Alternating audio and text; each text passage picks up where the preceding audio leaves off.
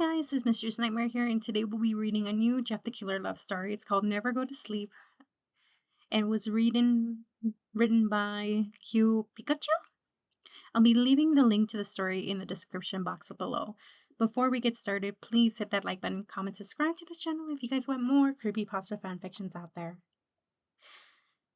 Mia was just a normal girl. Unfortunately, she was the only girl that had escaped Jeff the Killer. Now, when she escaped, she thinks it's over, but she had no idea just the beginning of her love-filled nightmares. A murderer known as Jeff the Killer has been killing people in the small, isolated town and forgotten. A town where Mia lived.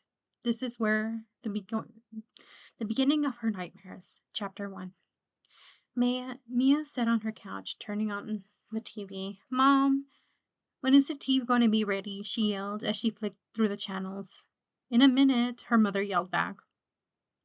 Mia turned off the TV, finding that everything was boring, and grabbed a book off the shelf. She yawned as her eyes began to close, as she dropped the book and put it on her head as a pillow.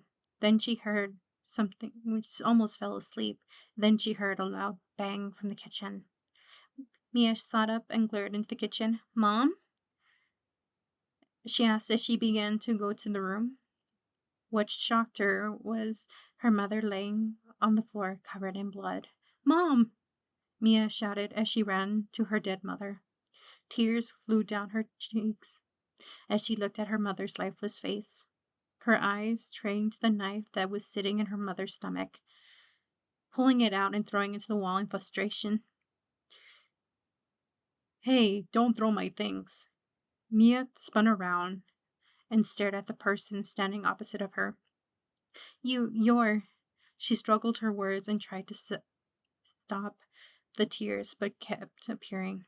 "Yes, I'm Jeff the Killer," he chuckled, stepping closer to her, picking up his knife on the way. "Now, go to sleep," he whispered as he swung his knife down.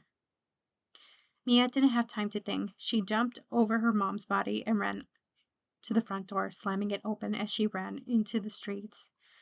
She was sprinting, but Jeff kept catching up and running beside her, smiling humanely every time. She tried to find houses that had their lights on, but everyone was asleep. She ran faster that she could, but she was eventually the fittest girl at school. Her breath, her speed, her legs were growing weak. She kept running.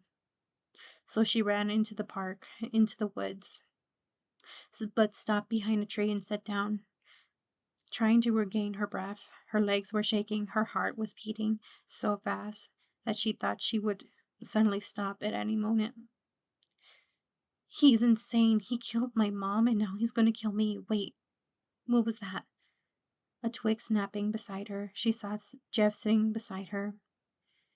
She crawled back, but the tree got in her way. She pushed herself back onto the tree and stared at him. "Go away," she said coldly. Jeff looked at her and shook his head. "Why would I do that?" he said questioningly. "This is the most fun I had in ages. All the girls just end up begging me. But you try to order me around. Why would I have to leave after finding such interesting prey?" He broke out into an uncontrollable laughter and started crawling towards her, knife still in hand.